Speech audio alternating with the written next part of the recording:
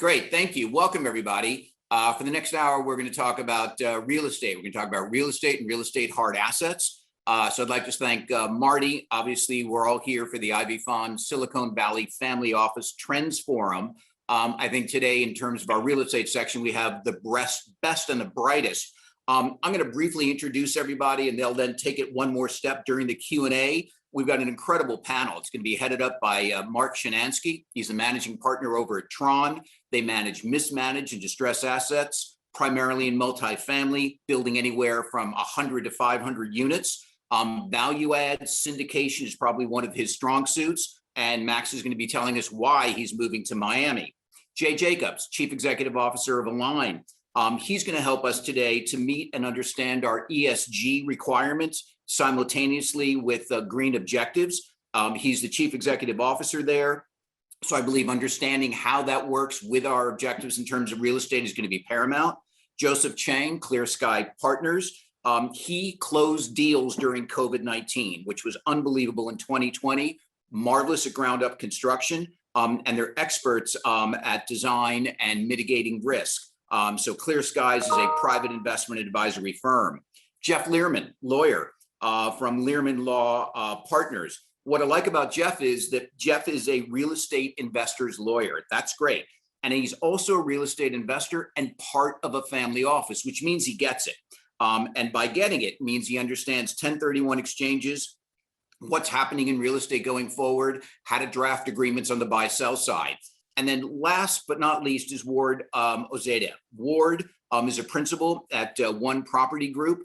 What's great about Ward's group is that they're a commercial real estate investment firm with a focus on commercial mixed-use products as well as multifamily. So that's going to be paramount in today's talks. So fellows, welcome. Really good to see everybody here today. So I'm going to lead it off with a 30,000-foot question that we discussed earlier in one of our groups. COVID-19. COVID-19 was a black swan event and remains problematic for the real estate industry. Let's talk about the summer of 2022. What's going to be the breakout star? Who's going to really shine that we're not really looking at today? Is it college housing? Is it retail? Is it hospitality? Or is it the malls that got mauled? So Max, I'm going to ask you to take the first question, lead us off, and then we'll go over to Jay. Max, go right ahead. Hello, good to see everyone. You too. Look, I think in terms of momentum, you can't stop multifamily. Multifamily is the perfect hedge for inflation. And again, this is not a function of my own bias being in multifamily, but you've got units turning over every month. Rents are clearly going up. The country has been underhoused for the past 5 to 10 years at least. I would say we're over retailed and underhoused given what's going on. If you're in the top 50 MSAs and you're levering to a moderate level, 70%, I don't see how you miss at all over the next 5 years. So multifamily, of course, will keep on keeping on. And then in terms of assets that will most likely have the highest pop coming out of COVID, I think that has to be hotels. Hospitality. Hospitality, absolutely. People are going to return to luxury travel, leisure travel, business travel, and there's just no doubt that the hotel market is going to be at or even better than it was pre-COVID. Wow. Jeff, let me ask you a question. I'd like you to just chime in on, obviously, we have a problematic industry. We realize there's going to be breakout stars. But at the same time, I'd really like you to cover one really important point right after that, which is your firm. Obviously you're a commercial real estate firm and you work with institutions and high net worth offices. I do want you to dig into contracts just briefly before, you have to leave today. But again, COVID-19 was a black swan. Tell us about some of the breakout ideas. Yeah, I actually agree that multifamily, which is also our preferred asset class, has been great. At the beginning of COVID, we were concerned and we didn't know what was going to happen. I can tell you now that the reason I have to leave early today is because we're closing tomorrow on the sale of our apartment complex in Tennessee, and that's because the value of that complex over the last since COVID started has gone up significantly. And it's because primarily of where interest rates are. So I think that all of the concerns and fears we had about multifamily, at least, and my property is not unique in that respect. It's a C-class property in a B-class location, but that's where it's at. And so that's that's what I know, and I agree that is still. This is now a seller's market, so it's difficult to find something that's going to make sense. I'll let you know about that as we try over the next 45 days to do a 1031. Let me just ask you a quick question about that. What % of that deal has been done online, documents back and forth, DocuSign, in-person, Zoom? What % of this closure will be done online? 100%. Amazing, congratulations. Every aspect of it, 100% online. But that's not really different from where it was before COVID. I mean, we did all of our negotiations online. I mean, so yeah. And yes, I am the real estate investor's lawyer, and I am also a real estate investor, and I'm also part of a family office. It's a 3-generation family. I'm the middle generation. And so I'm just like your audience. I'm looking at things that they're looking at. And yeah, everybody who is investing in real estate, all family offices that are investing in real estate, you can't do it without a lawyer, because everything involved in a purchase and sale transaction involves legalese, involves contracts. And so you need the lawyer the one thing that your audience probably doesn't know is that, first of all, you have to start. The best way to start is with doing a letter of intent, but not just the traditional letter of intent. We do it a little bit differently, and I don't have time today to go into all the details, except to tell you that you should give us a call, because what we will explain to you, as a matter of fact, we have a webinar that we'll share with everybody who wants it, explaining how we approach letters of intent differently than everybody else, and how it can make all the difference in the world in terms of the profitability of your purchase. But you need it for a letter of intent, you need it for a purchase and sale agreement, you need it to analyze, if you're buying, you need a lawyer to analyze the title documents, the virtually, and of course, loan documents, and then so really everything that you need to do to make sure that you do it right, you have to have a lawyer on your team. I know I'm telling everybody what they already know, but thank you. That's my answer. Yeah, that's great. Thank you very much. Marty, I see you come to the podium. Cut in here. Jay Jacobs is online right now. I see him. He'll be joining shortly. That's great. Thank you very much. All right, let's go to Jay Jacobs. Jay, how are you? I'm fine, thank you. How are you? I'm doing good. So Black Swan events. I mean, we're getting some great answers on the breakout stars for 2022 in the summer, whether it's college housing, retail, and Max likes hospitality. I think, maybe even the malls. Where do you guys think about next summer? Where are we going to be? Sure. So COVID has accelerated the opportunity to work in our niche, which is the MUSH market, municipalities, universities, schools, and hospitals. And the reason it's accelerated the fundamentals is because these customers have been forced to prioritize their limited capital. So as we move into 2022, their capital stack does not meet the needs of their organizations, and they focus their money on what their clients, what their customers care most about. In other words, if you're going to select a hospital, you care about the physicians and the operating rooms, the recovering rooms. You don't care about their critical infrastructure. The same thing with the university or K through 12. So what we expect to see within the MUSH market, as well as with public companies, companies that are private who are publicly traded, is they're going to follow many other companies that have embraced outsourcing of critical infrastructure. So in our niche, which is focused on critical infrastructure as a service, which is a subset of assets as a service, we expect to see an acceleration of outsourcing of critical infrastructure. Amazing. You couldn't be more right on. I know that the Jobs Act and others are just really leaning heavily in your area. So I'm going to go to you, Ward. Let's talk a little bit about retail sales. We know retail sales were flat. We know CPI was hot with a good jobs report. So is inflation real, or is inflation transitory? Where are we on the inflation front for real estate?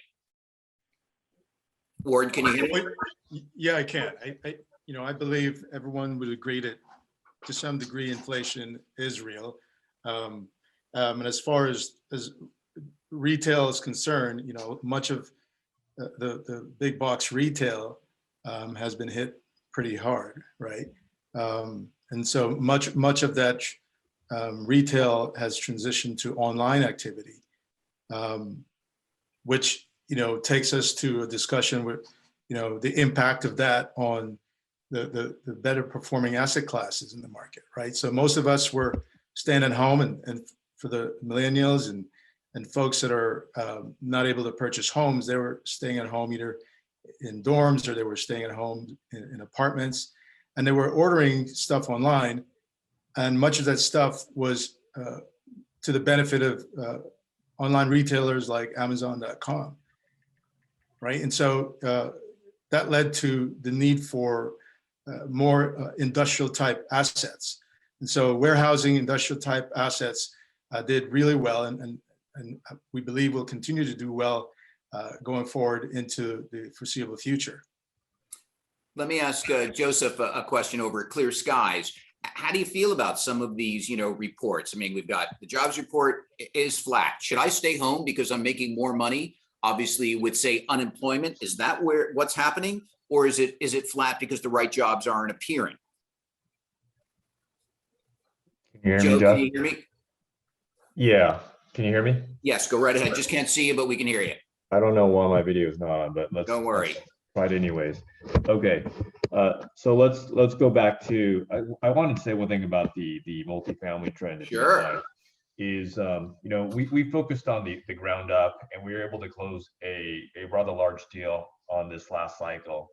And what was really unique in terms of going forward on this transaction is not only did we have to conduct all of our due diligence online, that made not only the negotiations from the counterparty somewhat unusual, but also required to think about how to meet with city planning, city council, other constituencies we would have needed to have met later on, also online. So everything was virtual. So that was a very interesting experience, but net yielded something really net positive since we moved pretty quickly.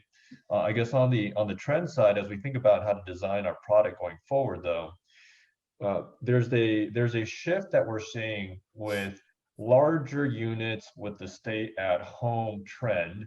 Not everybody's going to stay at home. Clearly, a lot of people are going back to work, and most people will. But as people do balance, and offices do balance, or companies balance office and remote working, there seems to be a demand for larger units in general, especially in the large MSAs and in LA, et cetera, et cetera.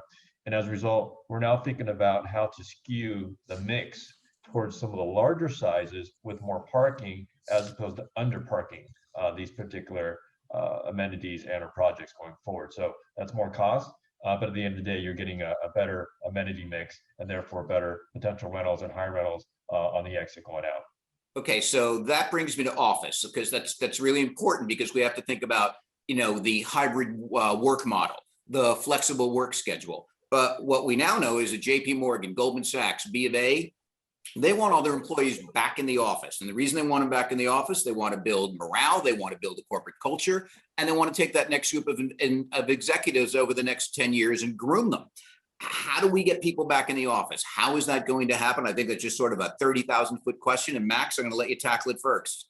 I'm actually glad that you asked me first, because we just brought everybody back earlier this week. Congratulations. Thank you. We sent out an email, I want to say it was around early April, with a date set. And then a couple of weeks later, the CDC announced that they're going to be opening everything up. I'm sorry, it was the state of California that announced that they would be opening everything up for vaccines. I believe it was in mid-April. And then we reset the date after that, and we got zero pushback. So everybody was glad to come back. We've got, we had a little bit of pushback at the property level from a couple people that had some health issues. But other than that, everybody was glad to come back, and we don't have anybody requesting work from home or hybrid. And in general, my partner and I have made it very clear that we're not fans of that model. We want everybody working inside the office, because let's call a spade a spade. When you're inside the office, you're working. You're not walking to the fridge, you're not hanging around. When you're in a work environment, you're working. And when you're Understood. Absolutely agree with you. Yeah. Hey, Ward, look, we've got a lot of long-term leases out there. Some of these just won't be renewed, and some of these are just going to roll off. What's going to happen to this office market? Is it going to go the way of WeWork and go BK? I mean, how are we going to be structuring leases going forward? What's that going to look like? Well, I think for the most part, owners will likely be faced with tenants that are renegotiating leases.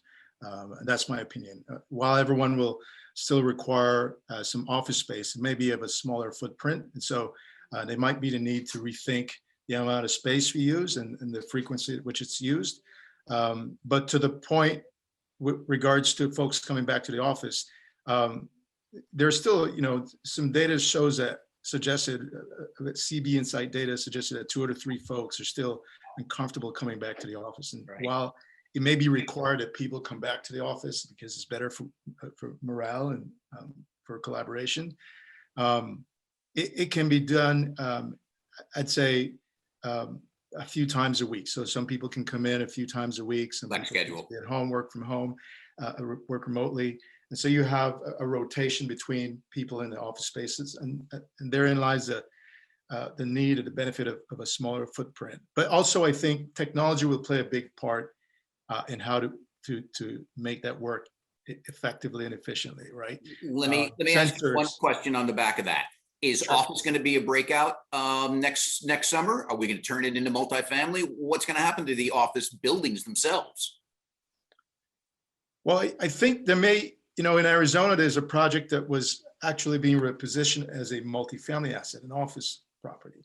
We may see, some opportunities like that in the marketplace, but not a lot. Not a lot.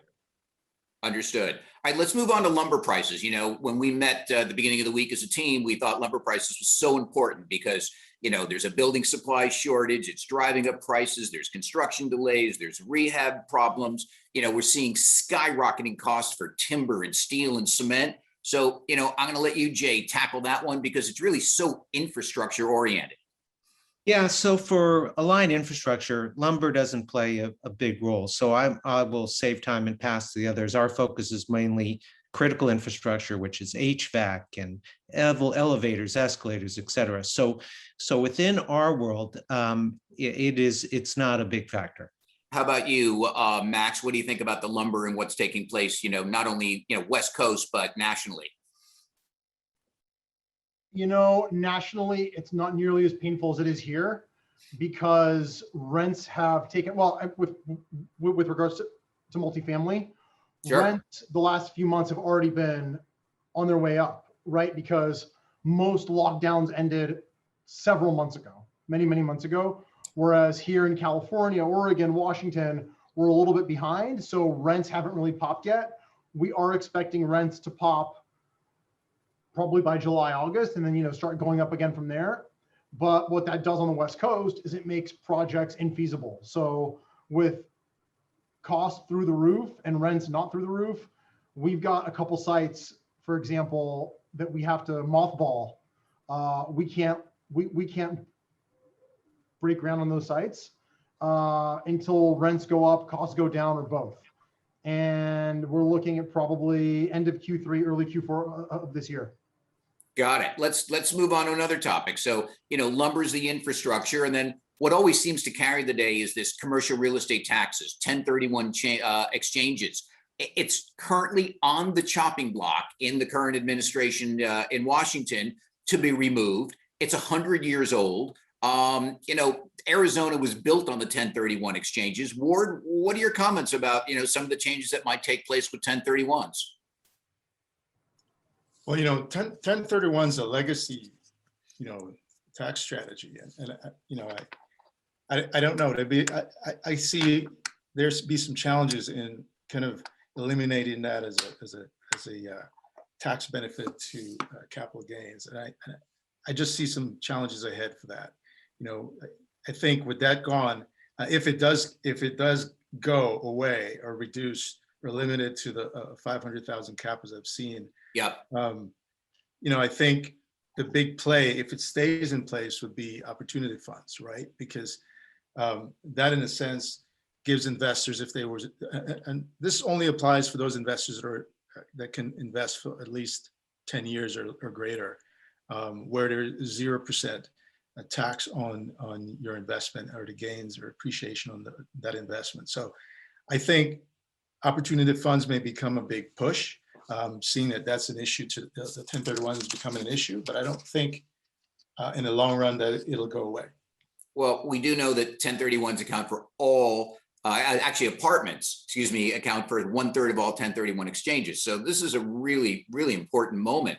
What if it's repealed? What if the California tax reduction is repealed? Jay, do you have a comment there?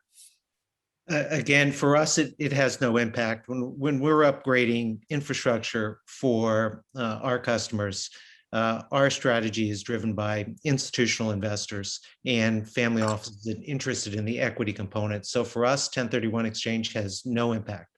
Let me go back to you, Max. Let's talk a little bit about what should investors do. I come to you, I've got plenty of assets. I don't really know what to do with my family and my family office. Should I move up my timetable to sell? Well, a couple things there. Number one, like I think we talked about this on our call, where I don't think the 1031 exchange is going to be repealed. I think it's more performing arts than it is actual legislation. There's an extraordinary amount of money that comes from that industry, 1031 exchanges, billions of dollars, fast food, which needs money badly after the COVID recovery. It's all built on 1031 exchange dollars.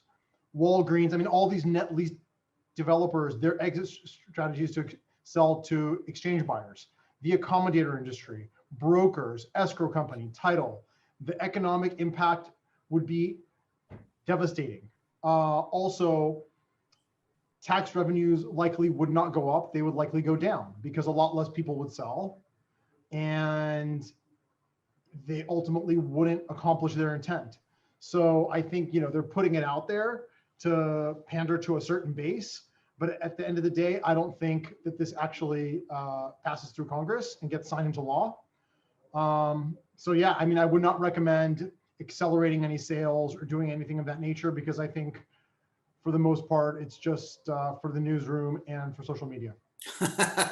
Thank you. Hey, Ward, if it's okay with you, I want to move on to gateway cities. I just think that's becoming so important for all of us in the room that are investors, what we're going to be doing. So San Jose, Boise, Phoenix, Seattle, other Bay Area submarkets, what makes a real estate market a gateway market? And then I've got a couple questions to follow up with you on. And Max, I know you're moving to Miami soon, so we're going to talk to you about why you're making the move. But Ward, let's talk a little bit about real estate market as a gateway market, and where should we be putting our dollars? Well, there's, for investors on this call, I think, but there was a report from Naveen that suggested that a lot of the movement from gateway cities have gone towards the Sunbelt cities and communities. And so, they've been putting a lot of energy and focus into those types of markets. It's not to say the gateway cities are not a play anymore. It just, at this time, and I'd say coming out of a pandemic and kind of working through that, I'd say for the next 2 years, it'd be interesting to see what happens in gateway cities like LA, cities with a certain demographic type where there's high barriers to entry, high employment, kind of tier 1 communities. We'll still have, investor dollar attraction to or an appeal for investor dollars, but I just think it'll be a different type of investor. More folks are looking at the Sunbelt communities because the risk-adjusted returns are better, considering the price advantages to acquiring an asset in those types of communities. Amazing. Max, you're moving to Miami. Why are you moving to Miami, Max? I am moving to Miami for a few reasons. It's really twofold.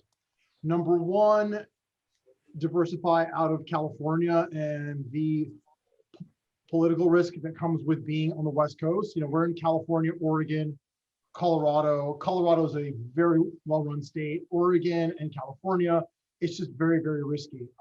Rent control gets worse, moratoriums get worse. If you look at what happened in New York a few years ago, when they had the really horrible vacancy control pass, a lot of landlords got wiped out, or almost wiped out. If you owned rent stabilized in New York, you got crushed. And we want to diversify away from that. And on the flip side of that, we want to go where the growth is.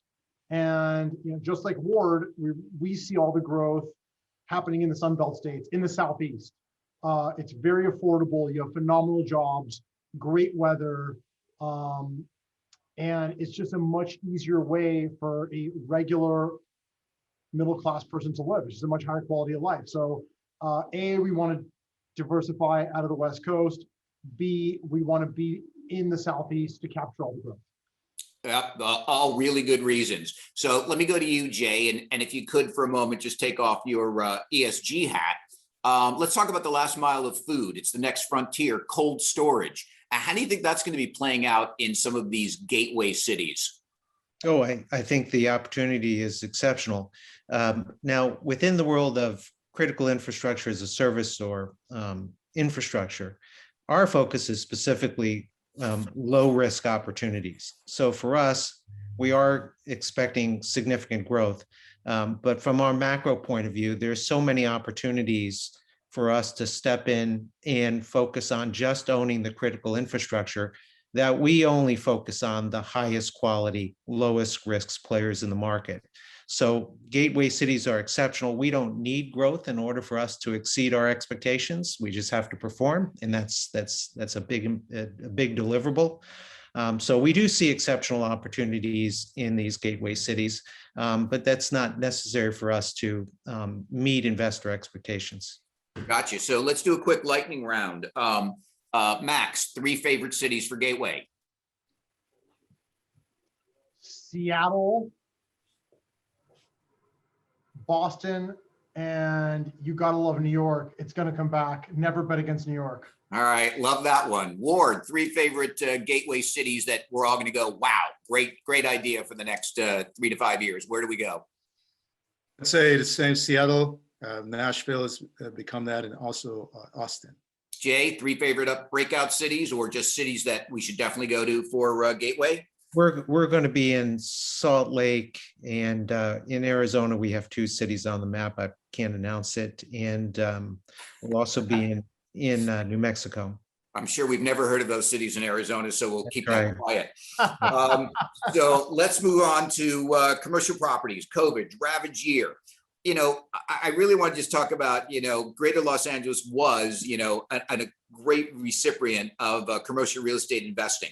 $30 billion in deals were done in LA through March of this year, including last year. Okay, so LA is still doing deals. So Max, let me start with you. Tell me about some of the deals you're doing. We had a great 2020. We bought a lot of deals last year. When everybody went pencils down, we continued doing deals. We bought a brand new deal in Portland that we closed 2 weeks after C of O. The developer had to cut bait, and we were happy to take the property off their hands. We bought some garden style in Colorado, 1 in Denver, 2 in Colorado Springs. We bought about 700 units in Colorado. We bought 1 in the East Bay, more garden style value add. And now in 2021, with the opening of our Miami office, we're in a few bets and finals, and we're looking at deals in Florida, North Carolina, Raleigh, Durham, Georgia, outside of Atlanta. Right now, we're still looking at deals in Colorado and a couple in Oregon. So we're Wow, you are a busy guy. You're definitely getting deals done. Ward, talk to me. You getting deals done? Yeah, we're actually working on a few here, and couple of things we're thinking through and putting together a partnership at the same time that will kind of scale our ability to acquire deals across the country, anywhere between 2 million to 200 million in real estate acquisitions between multifamily and office and industrial. But we're focused on multifamily primarily as our own, on our own, and looking at markets that we just spoke about, to include markets like Denver and Arizona as well. And we actually launched our effort around the start of 2020. So as soon as we launched, the pandemic hit, and we had about 500 units in the pipeline. So we are revisiting those this year and beginning to work through those with the intent to grow that year over year by at least 100, or sorry, 200 to 300 each year. So we're doing about 1,000 units every year through the relationships that we have. Wow, that's pretty impressive. I'm going to come back to you because I want to talk about syndication in a minute. So Jay, let's talk about last year and through this year. You getting deals done? Yeah, so we're a part of building new communities in Arizona and Salt Lake City and New Mexico. So these are going to be mixed facilities. There'll be commercial apartment buildings and office buildings, and we'll be the utility for those facilities, the micro utility. Think of it as a client-centric utility. So these will be communities with investments somewhere between 300 and 800 or 900 million, and we'll probably represent about 20% of that. That's big. Let me ask you a little question about the government part of where you work, because infrastructure, government, cities, municipalities, everybody's got their own turf, everybody has their own, issues. How do you work through all of that with doing these deals? So the way the world typically works is they do an RFP and the highest bid wins. We're not in that business. We believe that the traditional private equity model is the right model for Blackstone and Carlyle and KKR. But for us, our intent is to be the vanguard of infrastructure. So we want to deliver unusual value, and our objective is to do what Vanguard did, which is disintermediate the low risk portion of the marketplace. So I do think it's going to be a big growth area, not just for next year. When we talk about infrastructure, we're talking about 20 years, 30 years. So I think we're at the beginning of the cycle, but it's going to be exceptional. But our focus is going to be the low hanging fruit and the lowest risk portion of that market. The Biden administration has a really big appetite for infrastructure. He was just in Michigan. He's traveling the country. We're looking at bridges. We're looking at roads. We're looking at so much volume. How big is that number for infrastructure for the U.S. just in this administration in his last 4 years? What do you think that's going to look like? Well, I'll give you an example, since most of us are California based, although some of the people listening may not be. The deficit, the money that is not available and necessary in just K through 12 California, unfunded deferred maintenance is currently calculated as $100 billion over the next 10 years. What Biden's doing won't touch that. That's got to be solved. So that just gives you a sense of the education vertical alone, K through 12. That's not including CSU, which is the largest community college system in the world, or excuse me, the community college system, CSU or UCal. So just within that vertical, what Biden's talking about doesn't impact these markets in any substantial way. Wow. All right. So Max, let's move on. Let's talk about how you're gathering all this money to become an amazing apartment owner. It sounds like you're on the way into, owning thousands of units, and obviously geographic from, Florida to the West Coast. What's your syndication, formula? Is it PE? Is it family offices only? Is it a little LLC and, we cap it at 10 million? Is it an open-ended fund? You think in SPAC? How are we getting this done? How are you raising all this money? That's a good question. So our investor base runs across the spectrum. We started as syndicators, and we still very much concentrate on that business. That's the biggest part of our business. We have about 700 active investors. We spend a lot of time, money, and effort trying to get more investors. We hope to be into the thousands by next year. So we can raise about $15 million in equity on an email, just with our high net worth investors. As a rule of thumb, if the deal is larger than that, like, I just mentioned, we closed a 2-property portfolio in Colorado Springs. That was $80 million with a $25 million check. We did that with a PE shop because we just don't have that kind of bandwidth with our investor base. And then we have a closed-ended fund as well, we have a series of closed-ended funds. We're about to launch Fund 3. And what we try to do is we try to get all of our high net worth investors, or as many of our high net worth investors, into that fund, which just makes it much easier to execute. And that way they get a piece of every deal. Is this closed-end fund publicly traded, or is this a closed-end fund just among a group of select investors? It's a private fund. It's usually open on the internet. It's not in the public markets. And we'll put it on some crowdfunding shops, and There you we'll go. have it on our website. So a lot of people, and we spend money on Google marketing and Facebook marketing and all that good stuff. And we get a lot of traffic to our website, and people come in that way as well. Qualified purchaser or accredited investor? Accredited investor. Got it. Ward, same question. Let's talk about syndication, where you're getting the dollars. Is it coming from PE, as Max talked about? Is it coming from family offices? Are you doing crowdfunding? How you're raising your money, and talk about QP versus accredited. And then last part of that, I'd love to know, what's the asset class that's drawing the most money to your shop? So as I mentioned, we launched our effort last year. We have relationships, and traditionally, prior to putting together this venture, have worked with family offices. And so I have had relationships with a small select or a handful of family offices that I've worked with. And in our effort to launch, we decided we would reach out to the broader market of accredited investors and syndicate transaction. Unbeknownst to us, we had to deal with this pandemic at the time we launched, and so that slowed things down in our effort. But we continue to pursue that effort and reach out to accredited investors through various channels and networks to bring them or attract them to our opportunities. But I have traditionally, coming from an advisory background in commercial real estate and multifamily, have worked with private equity shops. And so I know how they tend to work.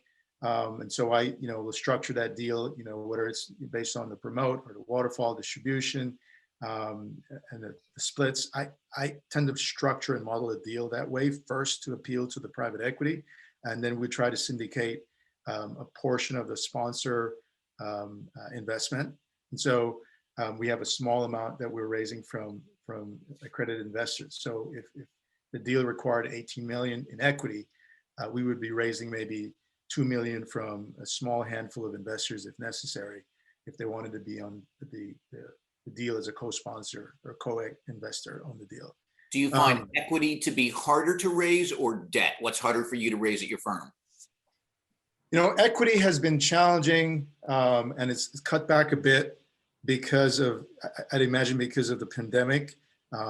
Typically there were 90-10 splits, and then they suddenly peeled back to about 85-15.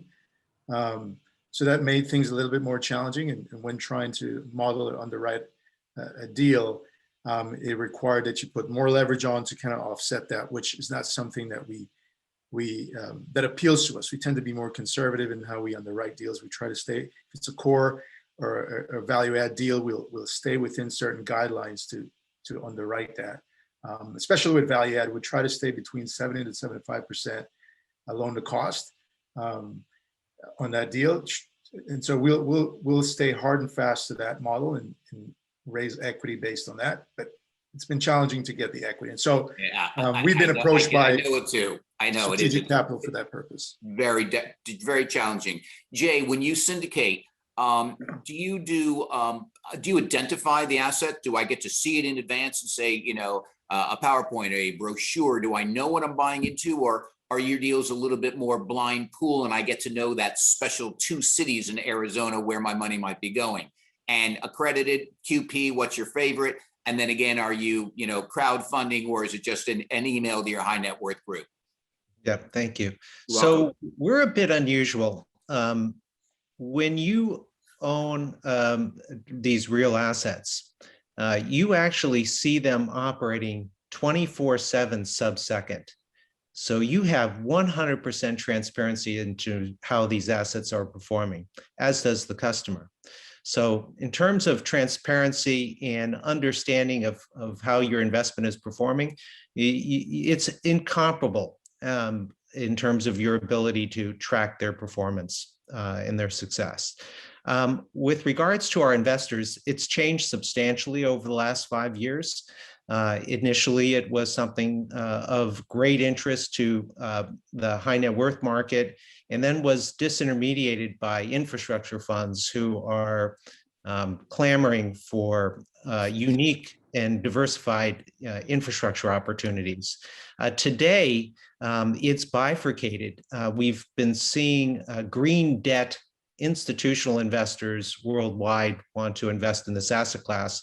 And the equity portion is what's ideal for high net worth investors because there's some unusual tax opportunities in terms of ownership of those assets. Let me interrupt you. Talk about the worldwide. So what percent's coming from Europe? What's percent coming from Asia?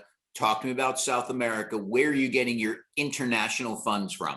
Yeah, it's primarily Europe and in the West, from Asia. So, and that's because our investment opportunities, our ideal projects, have almost zero credit default risk. The average K through 12, it has a credit default risk of 0.015%. So when they're looking at negative interest rates, et cetera, and you're talking about debt, the opportunity to put 100, 200, 300, 500 million to work in a asset which will pay nearly like a utility is unusual. Got it. All right, Max, we're going to move on to multifamily, which is one of our, dear and favorite asset classes across the country. So, the Federal Reserve, low rates, high rates, low rates equal high prices. Multifamily nationwide is at historic low vacancy rates. We realize, obviously that's the place to be. So let's talk about central business districts relocating to the suburbs. How does that affect multifamily? And I've got a series of questions we'll, run through, but really interested to hear about, where multifamily and the central business districts are. And do I sort of almost like a gateway? Do I need to be within 15 minutes of where I work, or am I working from home? That's a loaded question, but I think I can answer that question well based on firsthand experience. Sure. So what we're seeing nationally is downtown fill in the blank is getting killed or has been getting killed. Now it's starting to recover. However, suburban fill in the blank is doing great, right? That's in pretty much every market. Bay Area, especially San Francisco, of course, Seattle, Denver, obviously New York. And these downtowns are starting to recover, but the suburbs just did phenomenally well. People during COVID didn't feel the need to pay $4,000 or $5,000 a month and huge rents to be near their office if they weren't going into their office. So they went into the suburbs, spent a fraction of that, and vacancy went to almost nothing. Right. I have been traveling the country the past few weeks pretty heavily, and I've been in North Carolina, Georgia, Florida, Colorado, Oregon, California, of course. And that's the case almost across the nation, where suburban markets have almost no vacancy until July. You walk into an apartment community, they ask you, what's your move date? What are you looking for? Sorry, we don't have anything until July or August. It's just unbelievable what's happening. I think, that will start to reverse a little bit. Because people are, you've got young people who ultimately don't want to live in Beaverton, Oregon, or Fayetteville, North Carolina, and they want to be in Raleigh, and they want to be in Portland, and they want to be in the downtowns and near the bars and the restaurants in their office. So right. I think that's going to start to come back, but not fully. So, you're going to start to see downtowns recover. You're probably not going to see the same amount of rent growth you've seen in downtowns over the past 5 to 10 years. And with suburbs, you're not going to see the amount of rent growth that you saw the last year. You're not going to see 10 to 15% rent growth because you're going to have a subset of people who want to stay in the burbs. They're going to like it. They're going to like the space. They're going to like, some people are going to be able to work from home full time or have some sort of a hybrid model. And millennials, which are a very large generation, are aging and they're going to start having kids and they're going to want to stay in the burbs. Amazing. Yep. I couldn't agree more. And I'm going to move over to you, Ward, because I know you and I have talked in the past about eviction moratoriums. How does that play into multifamily? How does, eviction moratoriums play into the valuations? And how does it play into acquisition opportunities? Can you address that for us?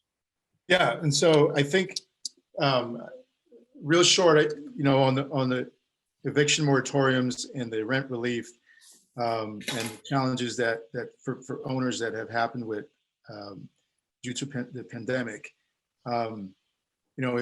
I think it was believed that there would be significant distressed, opportunities, and there'd be blood on the street. But I think that was a miscalculation. I think for the most part, these rent relief, and eviction moratoriums help to keep tenants in place, and with the infusion of capital from the White House and the administrations,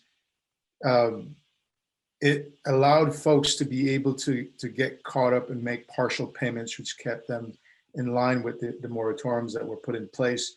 And so when underwriters, when you looked at these properties, to determine valuation, you kind of underwrote them not based on physical occupancy, but based on economic occupancy, right? So if you had partial rents, you could look at that based on as an equivalent to vacancy, but based from an economic standpoint, and then underwrite it based on that, and looked at more forward and say, okay, what will happen in X months, and how likely are they to get caught up? And if you look at the NMHC's report recently, rents collected to date are at 95% as of April 21, right? Which is, I think, blown a lot of people's mind to see that people are doing, properties are doing, collecting that much rent to date. And so it's been really much of a blip on the screen, as far as underwriting and valuing these assets. And I think for new deals that are coming up, these moratoriums will follow the property, the asset, and the tenant itself. So, when they change hands, the new asset owner or asset manager, property management that's put in place just needs to follow the documentation and the transfer of money, that goes along with each property in dealing with the rent relief and the eviction moratoriums. Yeah, it's, California being as liberal as it is, we're, constantly in the news or in every real estate cycle in terms of media talking about evictions and moratoriums. So, I know we lead the world in terms of that moment, just based on our politics out here. So, Jay, let me just move to you in terms of maybe technology that you're seeing in multifamily. How do you see, if you could do it through your, venue at your firm, or just, your own thoughts, how is technology playing into multifamily, and what changes are multifamily owners thinking about in terms of technology, as they move into, 2022 and beyond? You're seeing some nice new products, whether it be HVAC or Windows, et cetera, that improve both the economics and the greening of these assets. In other words, they're more efficient, they cost less, et cetera. So we tend to be very risk averse in terms of real new products. If they're venture-backed companies, we're not interested, because if it's a great new product, but the company goes under, then what good is the warranty? But we are seeing, and I'm sure all of the panelists are focused on more efficient chillers and boilers and other assets, because these assets have anywhere from 15 to 40-year lives, and it's critical that they perform relative to expectation. And if you buy enough of them and you have the type of procurement process that we do, it is literally a zero risk upgrade from old to new. And so we're seeing a plethora of new products from the major manufacturers that are far more efficient and far more compliant in terms of the impact they have on the environment and their communities. So we're very excited about what we're seeing. Yeah, we are too. It seems like you can't get away from it, that multifamily is the right place to be. So we've got a little less than 10 minutes to go. So Max, I'm going to bring it back to you. Let's talk about industrial. Industrial was the sweetheart. It was cold storage. It was, first mover in terms of helping Amazon, whether it was on the East Coast, West Coast. The big firms like Amazon and Walmart are gobbling up their distribution opportunities. And then there's something that's also, coming in that we can talk about, which is if I own an industrial property and, there's been a lot of talk about it, I'm now going to be responsible that when a big tractor trailer moves onto my property, what type of emissions is it putting into the air? How is it affecting, the air quality? We know that so many big trucks move to these industrial sites. So I think there's a pollution aspect to industrial doing well and last minute and having, the big industrial box in the middle of a major city for that last mile. But there's also other components going on in industrial. So one, we're making money. Two, is the bright star of 2020 and into this year. Let's talk about what next steps are for industrial, and the buildup of it and just the purchasing of it. So big open-ended question for you, and you can tackle it from any angle, Max. Yeah, I think there's a lot of opportunity there to make industrial a more eco-friendly asset class. And I think, you nailed it with last mile. That seems to have been the challenge with industrial over the last cycle. And I think there's a lot of opportunity there over the next cycle and just into the future. I think we'll probably see a lot of oddball retail turned into industrial, last mile industrial. I think you might see some interesting collaborations with maybe like an Amazon and Uber, where an Uber driver or a Lyft driver or some sort of gig worker can go to a converted retail property that's been converted to last mile, pick up a package, drop it off at someone's house. I think you're going to see a lot of interesting things happen in the tech meets real estate world. Yep. I think with regard to industrial properties, actual industrial properties, you might see some older, obsolete industrial properties that are going to be rejuvenated because of their proximity to the city. A lot of east sides of a lot of cities are industrial, older, functionally obsolete industrial, but they're close enough to the city where you get stuff like, for example, cloud kitchens, right? I was just going to talk about cloud kitchens. I think they are, just taking over throughout Los Angeles. I know I've ordered from many cloud kitchens. I've been to one. It's a fabulous, operation. So continue about this oddball retail, and I'm going to let Ward chime in too. This oddball retail, I really believe there's going to be a cannibalization of industrial inside the major cities. Yep, exactly. A really good friend of mine is actually one of Travis Kalanick's partners in their cloud kitchen business, and they're doing phenomenally well. They've now expanded all over the country. They're expanding internationally, and it works. So, a lot of, again, going to oddball properties that had been functionally obsolete, these are now being converted into a real estate meets tech type asset class. Where's this? What's that? Where is it? Oh, well, they've got one, they got some near downtown LA. Ah. So, you know how that whole cloud kitchen thing works. So if a restaurant that is a name brand, highly successful restaurant, let's say, for example, on the west side of LA in Santa Monica or Malibu, wants to serve the communities on the east side of LA, like downtown or Koreatown, they can open a cloud kitchen and serve that community. And it's brilliant. So yep. I think we'll see more and more of that. And, that's reusing assets. It's very eco-friendly. And I think we'll see more and more of that in multiple businesses in the future.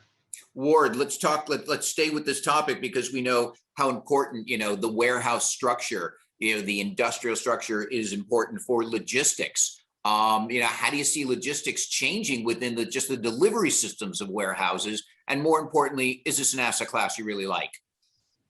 Well, it's an asset class that is certainly going to be attractive for investors in the future. I mean, they're on the matter of industrial, supply chain management is going to, as you mentioned, logistics is going to be a big issue. And during the pandemic, we saw how just-in-time management impacted retailers that were in the food or grocery business. And so, But just in time, isn't that old fashioned? I mean, just in time was important. It was interesting. I'd order it 3 days later, or order it and get it in 3 days. I don't have time for just in time anymore. I think I need to go into the warehouse and grab it and put it in the supermarket and get it to that guy to deliver to your house. yep. So it's gone from just in time to just in case, so to speak. Exactly. And so that's a big push for grocery stores, or especially in the food industry. But the supply chains are going to be a big deal. So a lot of the activity, especially with labor costs, in India, places like India, China, I think a lot of the warehouses are going to be relocated, or there'll be a big interest in storage and supply chain logistics storage on the East Coast versus the West Ports. Jay, let's, I know we only have a few minutes left and I see Marty at the podium. Let's talk a little bit more about industrial. It is the favorite asset class, both institutional, family office, high net worth, limited partnerships. How is industrial playing out in not only in your world, but what are you seeing as you're traveling the country? Yep. So we help these types of customers move their traditional infrastructure into the new world. So we'll purchase, we go from, our model is CapEx to OpEx. So we'll purchase fleets of trucks, buses, et cetera, from traditional and move them into EVs. So we're all about moving them to new technology, IoT connected, world-class technology. And so there's no reason for these folks to own these assets. They might as well pay for using them and make that move sooner rather than later because of all of the benefits, both economic and in terms of ESG and green. And so our objective is to accelerate that for semi-permanent businesses in this segment. So I've got 30 seconds, maybe a little bit more. Max, give me 10 seconds on your firm. Tell me why. Oh, do I need to stop, Marty? So just keep on going. I do have a question for you. Oh, go ahead. Nail it. You guys are talking about industrial. Can you talk about robot-enabled industrial? Because I understand that's a different class. Or robot-capable industrial? That's a different class of industrial? Sure. Let's go around the horn. Max, thoughts about robot industrial? I don't know anything about it. Sorry. Ward? I haven't spent much time reading into it, but I know it probably falls in the category of research and development space, which is certainly going to be something to look for in industrial going forward. Jay? Not involved. All right, Marty, we're 0 for 3. So let me just take the last minute for the group. Ward, why don't you tell us about 15, 20 seconds about your firm and why we should do business with you? Yeah, sure. So One Property Group is a multifamily and commercial real estate firm. Our mission, essentially in summary, as it applies to multifamily, is to create communities that transform and enrich our residents' way of life. And we strive to do that through 3 key ways, and that is to preserve existing multifamily communities to ensure that housing is available and it's affordable. We want to take existing, as we're doing, looking at value add strategies or core plus, and even opportunistic plays, to integrate technology solutions that optimize the tenant experience and promote energy conservation. Thank you. Also implement services and ensure long-term social and economic well-being for residents. And this is something that is near and dear to our heart as we think through multifamily, affordable housing, workforce housing, and the need and high demand for that, especially post-COVID-19. Thank you, Ward. So it looks like Joe, Chang, you've come back from clear skies. You're on the line. We're just about to finish up. So, tell us, I know you weren't able to participate until this moment. Give us 30 seconds, a little bit about clear skies and why we should work with you. Thank you so much, Matt. So we're an investment and advisory firm. We focus not only on real estate, primarily in the opportunistic strategy segment, which simply means a little bit more risk, a little bit more return to compensate. And that's typically ground up mixed use, as well as some other asset classes, primarily in the West Coast.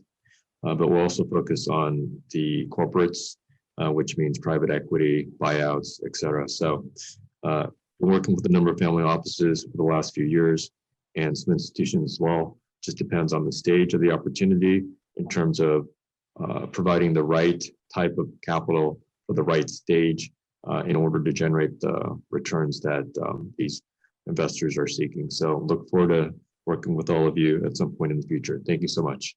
Thank you. And Jay, you're going to have the last word. So tell us a little bit about why we should do business with you. And, going forward, we, really appreciate everything you've done here, at this panel. And you and I have been friends for a while. So why don't you take last word on your firm?